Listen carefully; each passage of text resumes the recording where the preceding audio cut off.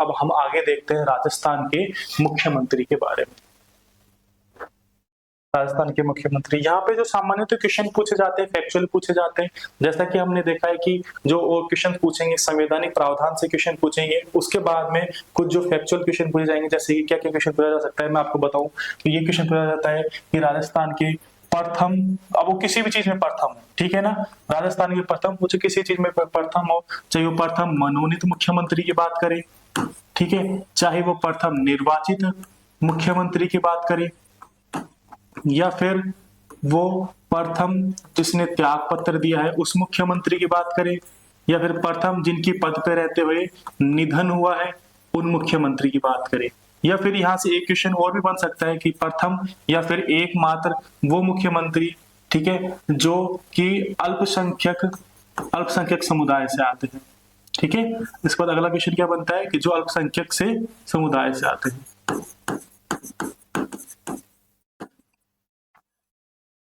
ठीक है। इस तरह से ये क्वेश्चंस है जो आपको इस रेफरेंस में आपको याद रखने हैं। इसी प्रकार से आप इन चीजों को ध्यान रखोगे तो पहली प्रायोरिटी होती है क्वेश्चन यहाँ से बनने की, ठीक है। इसके बाद में वो क्वेश्चन क्या पूछ सकते हैं कि ऐसे मुख्यमंत्री बताना है जिनका कार्यकाल सर्वाधिक रहा है, ठीक है। सर्वाधिक वाले जितने भी क्वेश्चन है फिर वो बनेंगे, ठीक है।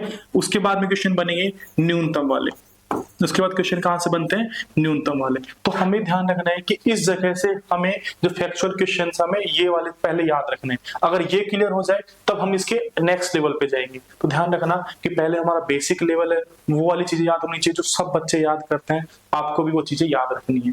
दूसरी बात है कि दूसरी चीज है उसके बाद में इसकी डेप्थ के अंदर, इसके डेप्थ में क्या होता है कि उस समय पे राज्यपाल कौन थे, ठीक है, उप मुख्यमंत्री कौन थे, या फिर इसमें पूछा था उस समय पे जो मुख्य सचिव थे वो कौन थे, ठीक है। वो हो जाता है बहुत ज्यादा डेप्थ में, वो सिर्फ उन बच्चों के लिए है जो केवल पॉलिटिकल साइंस के पेपर की तैयारी कर रहे हो, या फिर उनके लिए, उन स्टूडेंट्स के लिए, उन एस्पायरेंट्स के लिए है जो या तो आपके जो डेप्थली जो जैसे कि हो गया आपका स्कूल लेक्चरर का हो गया, या फिर आपकी बात करें कि कॉलेज लेक्चरर का पेपर हो गया, उनके लिए वो क्वेश्चन पूछा जाता है। अगर आपके एग्जाम में भी इस तरह का क्वेश्चन आता है तो समझिएगा कि वो क्वेश्चन 99.9% बच्चे हैं उस क्वेश्चन को नहीं प्रिपेयर करके जाएंगे, केवल वही बच्चे कर पाएंगे 0.01% के अंदर जिनके पास सब्जेक्ट स्पेशलाइजेशन है, या फिर ये उन्हीं बच्चों का क्वेश्चन सही होगा, ठीक है, जो क्या है तुक्के से मार के आए हैं और वो उनका सही हो गया, ठीक है। फिर तीसरा प्रोबेबिलिटी उन बच्चों की है जो जिनको पता है कि क्वेश्चन को कैसे सोल्व करना है, कैसे एलिमिनेशन टेक्निक लगानी है, उन बच्चों को फिर क्वेश्चन सही होगा। तो ध्यान रखना है हमें क्या याद रखना है फैक्चुअल चीज में, हम ज्यादा चीजें याद रिलेटेड नहीं कर पाएंगे, लेकिन हमें जो प्रायोरिटी है उसको हमें ध्यान रखना है, पहले ये वाली चीज याद रखेंगे उसके बाद में हम आगे जाएंगे। और क्वेश्चन इसमें यहाँ से भी बनते हैं, क्या होता है जो लिस्ट होती है, जैसे जितने भी मुख्यमंत्री है उनकी पूरी पूरी एक लिस्ट बनेगी, ठीक है, उन लिस्ट से भी क्वेश्चन पूछा जाता है। लिस्ट में क्या पूछते हैं, वो क्रम पूछते हैं, लिस्ट में क्या पूछते हैं, क्रम पूछते हैं, उस क्रम से क्वेश्चंस बनते हैं। दूसरा क्वेश्चन बनता है या इनके कार्यकाल के क्रम से, दूसरा क्वेश्चन क्या बनता है, जो कार्यकाल होता है, कार्यकाल का की जो अवधि होती है, कार्यकाल की जो अवधि होती है उस अवधि के क्रम से क्वेश्चन बनता है, ठीक है। जो मैंने आपको ये क्वेश्चन पूछने का तरीका बताया है, ये सारे का सारा हमने पूरे जो पिछले साल के पेपर्स है उसको एनालिसिस करने के बाद में ये सारी चीजें निकाली आपके लिए। तो चलिए अब हमारा जो टॉपिक है स्टार्ट करते हैं मुख्यमंत्री का। मुख्यमंत्री के बारे में मैंने सभी की सभी जो लिस्ट है आपको शुरू में प्रोवाइड करी है, क्योंकि सबसे पहले तो आपको इनका क्रम याद रहना चाहिए, ठीक है। इसके बाद अंदर की डिटेल है वो बाद में हम एक एक वाइज जब एक एक मुख्यमंत्री का शुरू कर रहे होंगे तब वो पूरी अंदर की डिटेल भी बताते जाएंगे। तो देखो सबसे पहले जो हमारे मुख्यमंत्री बने थे तो उनका नाम था हीरालाल शास्त्री। क्या नाम था उनका, हीरालाल शास्त्री। तो नाम याद रखेंगे। जो हमारे प्रथम मुख्यमंत्री थे उनका नाम क्या है, राजस्थान के प्रथम मुख्यमंत्री का नाम क्या है, हीरालाल शास्त्री जी, ठीक है। ये प्रथम मुख्यमंत्री थे, लेकिन खास बात क्या है कि ये निर्वाचित नहीं थे, ये मनोनीत थे, ठीक है ना। मनोनीत का मतलब है कि किसी के द्वारा डायरेक्टली मनोनीत या फिर समूह के द्वारा मनोनीत कर दिए गए थे। उसके बाद में दूसरे जो हमारे मुख्यमंत्री बने थे, मनोनीत मुख्यमंत्री थे, उनका नाम था CS वेंकटाचारी। और जो CS वेंकटाचारी, इनके बारे में खास बात यह है कि ये केंद्र सरकार के द्वारा मनोनीत थे, ठीक है, उनके द्वारा केंद्र सरकार के द्वारा नियुक्त किए गए थे। और दूसरा ये है कि ये हमारे राजनयिक रहा करते थे कनाडा के, ठीक है, कनाडा के क्या थे, राजनयिक थे, अर्थात वो कनाडा के राजदूत थे। तीसरे जो मुख्यमंत्री थे जो मनोनीत थे वो थे कौन? जय नारायण व्यास। ठीक है, जय नारायण व्यास जो तीसरे मनोनीत मुख्यमंत्री के रूप में उन्होंने पद ग्रहण करा था, जोधपुर से थे, इनका जन्म जोधपुर में हुआ था। आगे बात करते हैं कि जब 1952 में पहली बार इलेक्शन हुआ, 1952 में जब पहली बार इलेक्शन हुआ तो उस समय पर पहले जो हमारे मुख्यमंत्री थे, निर्वाचित मुख्यमंत्री थे, वो बने टीकाराम पालीवाल। कौन बने? टीकाराम पालीवाल। तो ध्यान रखिएगा, यहां से भी क्वेश्चन बनता है कि जो पहले निर्वाचित मुख्यमंत्री थे वो कौन बने? टीकाराम पालीवाल। ये सारी चीजें आपको घबराना नहीं है, मैं सारी चीजें पूरी डिटेल में कराऊंगा। ये मैं आपको एक ओवरव्यू दे रहा हूँ कि चीजें क्लियर हो जाए, कैसे मुख्यमंत्री बनते हैं, राष्ट्रपति शासन आता है तब क्या होता है, वो चीजें क्लियर करने के लिए। ठीक है, बस मुझे 5 मिनट दीजिए, सारा बेस क्लियर हो जाएगा। आगे आइए दूसरी चीज बात करते हैं कि जब अब इनके समय पे क्या हुआ कि जब ये चुनाव हुए तो पूरी पार्टी के अंदर बोलबाला था जयनारायण व्यास जी का, पहले चुनाव हुए तब। ठीक है, लेकिन अब जो जयनारायण व्यास जी थे वो 2 सीटों से इन्होंने चुनाव लड़ा था, एक तो जालोर से और दूसरा जोधपुर से, लेकिन वो दोनों सीटों से चुनाव हार गए। ठीक है, अब चुनाव हार गए तो मुख्यमंत्री किसे बनाए? तो काम चलाऊ सरकार के लिए मुख्यमंत्री टीकाराम पालीवाल को घोषित कर दिया जाता है और इनको मुख्यमंत्री बना दिया जाता है। इस प्रकार से टीकाराम पालीवाल राजस्थान के प्रथम निर्वाचित मुख्यमंत्री बन के आते हैं। इनका जो ये डेट है, ये डेट ध्यान में रखिएगा आपको, 3 मार्च 1952 को ये अपना मुख्यमंत्री का पद धारण करते हैं। आगे फिर क्या होता है कि जो बोलबाल कांग्रेस में जयनारायण व्यास जी का इतना था कि बाद में जो लोगों ने कहा कि जो चांदमल जी थे, ठीक है, वो किशनगढ़ से चुनाव जीत के आए थे, उन्होंने कहा कि भाई मैं त्याग पत्र दे रहा हूं अपने पद से, ठीक है, आप यहां से किशनगढ़ से उपचुनाव लड़ लीजिए। ठीक है, और वहां से किशनगढ़ से उपचुनाव के अंदर ये जयनारायण व्यास जी चुनाव जीत जाते हैं उसी साल में, नवंबर में, और फिर 1 नवंबर को ये अपना पद मुख्यमंत्री का फिर से ग्रहण करते हैं और टीकाराम पालीवाल को इनके खिलाफ अविश्वास प्रस्ताव लाया जाता है। ठीक है, और इनकी सरकार गिर जाती है।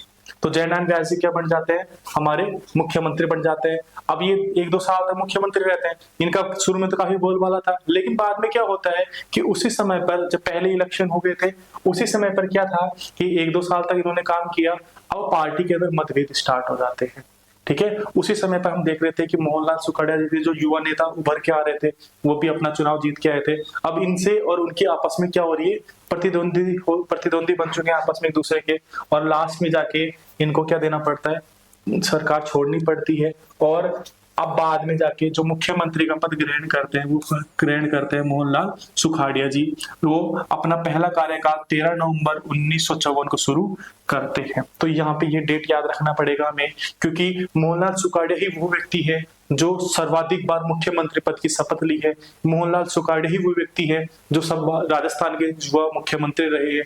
मोहनलाल सुखाड़िया ही वह व्यक्ति है जो जिनका कार्यकाल राजस्थान में सर्वाधिक रहा है। ठीक है, तो इसलिए इस वजह से, ठीक है, इस वजह से हमारा ये दायित्व बनता है कि ये, और हमारे यहाँ पे क्वेश्चन बनने की संभावनाएं बहुत ज्यादा हो जाती है कि इनके जो जब इन्होंने ज्वाइन किया मुख्यमंत्री का पद तब वो डेट क्या थी। तो याद रखिएगा, ज्यादातर जो हमारे मुख्यमंत्री की डेट्स हैं जो हमें याद रखनी है वो नवंबर और दिसंबर वाली ही रखनी होती है। ठीक है ना, लेकिन अब इनका आप याद रखोगे नवंबर में क्या था? 13 नवंबर 1954। क्या था इनकी डेट? 13 नवंबर 1954, ये हमें याद रखनी है।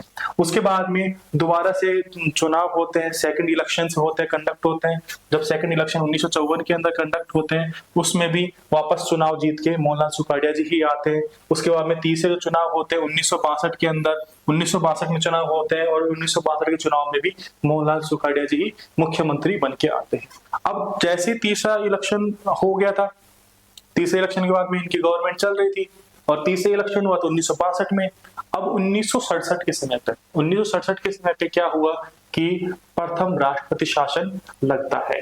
उस समय जब प्रथम राष्ट्रपति शासन लगता है तो जब इनकी काउंसिल ऑफ मिनिस्ट्री और जो सीएम थे उनका मंत्रिपरिषद को त्याग पत्र देना पड़ता है जब भी राष्ट्रपति शासन लगता है, और मंत्रिपरिषद का जो भंग हो गई थी और उस समय पर राष्ट्रपति शासन की वजह से कोई भी मुख्यमंत्री यहाँ पे नहीं था, और वो ये राष्ट्रपति शासन 44 दिन तक जारी रहता है, जैसा कि हमने पढ़ा था। और हमने ये भी पढ़ा था कि प्रथम राष्ट्रपति शासन के समय पर प्रथम राष्ट्रपति शासन जो लागू हुआ तो उस समय मुख्यमंत्री कौन थे? मोहनलाल सुखाड़िया जी। ठीक है जी। उसके बाद में जैसे ही वापस से चुनाव कंडक्ट होते हैं, फोर्थ इलेक्शन होते हैं। फोर्थ इलेक्शन होने के बावजूद बाद में जो सरकार में मोहनलाल सुखाड़िया जी की फिर से सरकार बन जाती है, वो फिर से सीएम बनते हैं। ठीक है, आगे हम बात करते हैं इसके अलावा मोहनलाल सुखाड़िया जी के बारे में और भी खास बातें हैं, जैसे कि ये जो इनकी पहली बार जो महिला मंत्री थी इनकी कैबिनेट के अंदर बनी थी। ठीक है, वो सारी चीजें और आएंगी डिटेल से। आगे देखते हैं इनके बाद में क्या सीएम, जब जैसे 1971 में ये 1971 में अपने उसके बाद में जो सीएम बनते हैं हमारे, वो बनते हैं बख्तुल्ला खान बनते हैं। कौन बनते हैं? बख्तुल्ला खान बनते हैं। और बख्तुल्ला खान है जो तिजारा से चुनाव जीत के आते हैं। और खास बात यह है बख्तुल्ला खान के बारे में कि ये पहले अल्पसंख्यक समुदाय के मुख्यमंत्री हैं। ठीक है, पहले और एकमात्र। ठीक है, क्योंकि जब हम बात करते हैं पहले मुस्लिम भी यही है, पहले मुस्लिम। और सवाल में आता है कि पहले मुस्लिम मुख्यमंत्री कौन है, तो आंसर क्या होगा? बख्तुल्ला खान। क्वेश्चन अगर ये आता है कि पहले अल्पसंख्यक समुदाय से बनने वाले मुख्यमंत्री कौन है, तो उसका भी आंसर क्या आएगा? बख्तुल्ला खान आएगा। ठीक है, जो पांचवी इलेक्शन जब 1972 के अंदर होते हैं, उसके बाद में अब क्या होता है, बख्तुल्ला खान की इनके पद पे ही क्या हो जाती है कि असंयोग बस इनके पद पर डेथ हो जाती है।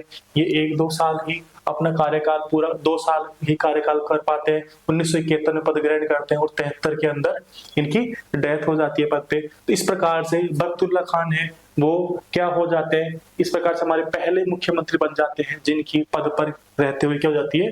डेथ हो जाती है।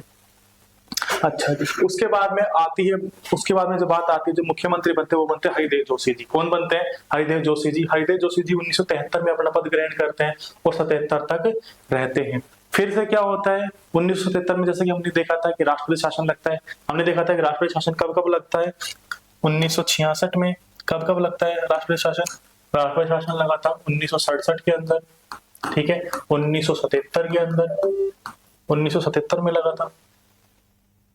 और उसके बाद में लगता है 1980 में, और लास्ट में लगता है 1992। ये देखा था हमने। ठीक है, इस समय पे राष्ट्रपति शासन लगा था, बिल्कुल सही है। ठीक है, आ जाइए अब। तो हमने पहला राष्ट्रपति शासन था वो देख लिया, 1967 में लगा था, उसमें मुख्यमंत्री मोहनलाल सुखाड़िया जी थे। उन्हें कार्यकाल में हमने देखा 3 कार्यकाल पूरा करने के बाद जब तीसरे कार्यकाल था उसमें क्या लगा था? राष्ट्रपति शासन लगा था। दूसरा राष्ट्रपति शासन कब लगता है? जब हरिदेव जोशी जी मुख्यमंत्री होते हैं, तब 1977 के अंदर क्या लगता है? राष्ट्रपति शासन लगता है। और फिर राष्ट्रपति शासन समाप्त होने के बाद में कारण क्या था? कारण आपको पता ही है कि जनता दल थी वो सरकार सत्ता में आ गई थी केंद्र में। तो जनता दल ने क्या किया, जहां पर भी राजस्थान में भी क्या था, कांग्रेस की सरकार थी, तो वहां पे इन्होंने राष्ट्रपति शासन लगा दिया, सरकार को बर्खास्त कर दिया। उसके बाद में हमारे मुख्यमंत्री बनते हैं। इस राष्ट्रपति शासन के बाद में, द्वितीय राष्ट्रपति शासन के बाद में जो हमारे मुख्यमंत्री बनते हैं उनका नाम है भैरों सिंह शेखावत। क्या नाम है उनका? भैरों सिंह शेखावत। ये 1977 में अपना पद ग्रहण करते हैं और ये जनता पार्टी से चुन के आते हैं। फिर जैसे ही अपना पद ग्रहण करते हैं 1973 में, फिर 3 साल बाद में क्या होता है कि फिर से जो केंद्र सरकार के अंदर कांग्रेस की सरकार बनती है। और कांग्रेस की सरकार बनते ही वो जहां पर भी जनता दल की सरकार होती है जिस भी राज्य के अंदर, वहां पे सरकार को बर्खास्त कर देती है और उस जगह पर राष्ट्रपति शासन लगा देती है। कहने का मतलब ये है कि जनता दल से बदला लिया गया था, जिस प्रकार से जनता दल ने हर जगह पर अपनी सरकार आने पर राष्ट्रपति शासन लगा दिया था। उसके बाद में फिर राष्ट्रपति शासन समाप्त होने के बाद में जगन्नाथ पहाड़िया जी हमारे मुख्यमंत्री बनते हैं, जो कि वैर से मुख्यमंत्री चुनाव जीत के आते हैं, एमएलए का चुनाव जीत के आते हैं। 1980 में बनते हैं और 81 तक रहते हैं। उसके बाद में क्या रहता है कि इनका अपना पद से त्यागपत्र देने का कारण बड़ा ही विचित्र था। इन्होंने जो हमारी कवियत्री जी महादेवी वर्मा जी पर कुछ टिप्पणी कर दी थी, इस वजह से इन्हें अपने पद से क्या देना पड़ा? त्यागपत्र देना पड़ा। उसके बाद में इनके त्यागपत्र के बाद में शिवचरण माथुर जी को क्या बनाया जाता है? मुख्यमंत्री बनाया जाता है शिवचरण माथुर जी को। और शिवचरण माथुर जी 1981 में पद ग्रहण करते हैं, 1985 तक इनका पद रहता है। और इस समय पे एक वापस से विवाद हो जाता है। वापस से विवाद क्या हो जाता है कि जो भरतपुर में जो डीग है, ठीक है, जो इस समय पर जो डीग वाला इलाका है, उस डीग वाले इलाके के अंदर गोलीकांड हो जाती है। ठीक है, गोलियां चल जाती है और इस गोलीकांड के अंदर जो वहां के महाराजा थे, उनकी मृत्यु हो जाती है, इस वजह से इनको अपने पद से त्याग पत्र देना पड़ता है। अब क्या होता है कि उस समय पर इलेक्शन होने थे, इस वजह से इन्होंने अपने पद से त्याग पत्र दिया और आनंद फानन के अंदर त्याग पत्र तो दिला दिया। अब मुख्यमंत्री किसे बनाया जाए, ठीक है, त्याग पत्र दिला दिया तो अब मुख्यमंत्री किसे बनाया जाए। तब आनंद फानन के अंदर 10-15 दिन के लिए, 16 दिन के लिए, 15-16 दिन के लिए मुख्यमंत्री हीरालाल देवपुरा को बनाया गया। ठीक है, क्या होता है, बड़ी इंटरेस्टिंग कहानी है। हीरालाल देवपुरा जो अपने कुंभलगढ़ के अंदर चुनावी दौरे पे थे, उनके पास फोन आया कि जल्दी से आ जाओ, आपको सीएम बनाया जा रहा है, फटाफट से आपको सीएम पद की शपथ ग्रहण करनी है। फिर हीरालाल देवपुरा आते हैं और 15 दिन बाद में वापस इलेक्शन होने थे, तो 15 दिन के लिए नहीं सीएम बनाते। तो यहीं से एक और क्वेश्चन बन जाता है कि सबसे कम समय तक या सबसे न्यूनतम मुख्यमंत्री कार्यकाल किस मुख्यमंत्री का है, तो आंसर क्या आएगा, हीरालाल देवपुरा आएगा। आगे फिर हम बात करते हैं हरिदेव जोशी पर। वापस से चुनाव होते हैं, चुनाव के अंदर अब हरिदेव जोशी जी का बनना तय था। हरिदेव जोशी जी बांसवाड़ा से चुनाव जीत के आते हैं, बांसवाड़ा से चुनाव जीत के आते हैं और फिर वो मुख्यमंत्री बनते हैं। उसके बाद में मुख्यमंत्री बनते हैं शिवचरण माथुर जी और फिर वापस से मुख्यमंत्री बनते कौन, हरिदेव जोशी जी। अब इसमें हरिदेव जोशी जी के बारे में एक खास बात यह है, ये 3 बार मुख्यमंत्री बनते हैं और एक बार भी इनका मुख्यमंत्री का कार्यकाल पूर्ण नहीं होता। आगे हम बात करते हैं कि इनके जैसे ही हमारे हरिदेव जोशी जी हैं, इनके बाद मुख्यमंत्री कौन बनते हैं, इनके बाद मुख्यमंत्री बनते हैं वापस से हमारे भैरव सिंह शेखावत जी। कौन बनते हैं, हमारे भैरव सिंह शेखावत जी। और अब ये जनता दल से चुन के ना आके, ये इनकी जो पार्टी है वो भारतीय जनता पार्टी से ये चुनाव जीतकर आते हैं और ये 1990 में अपना पद ग्रहण, सीएम का पद ग्रहण करते हैं। अब क्या होती है, 2 साल जैसे कंप्लीट होती है 1990 से 1992 तक, ठीक है, तीसरे साल कंप्लीट होने वाली होती है, उस समय पर यहाँ पर राष्ट्रपति शासन फिर से हमारा लग जाता है। अर्थात जो एक और राष्ट्रपति शासन, थर्ड राष्ट्रपति शासन था 1992 के अंदर लगा था, यहाँ पर 1992 में लागू होता है और मंत्रिपरिषद को त्याग पत्र देना पड़ता है।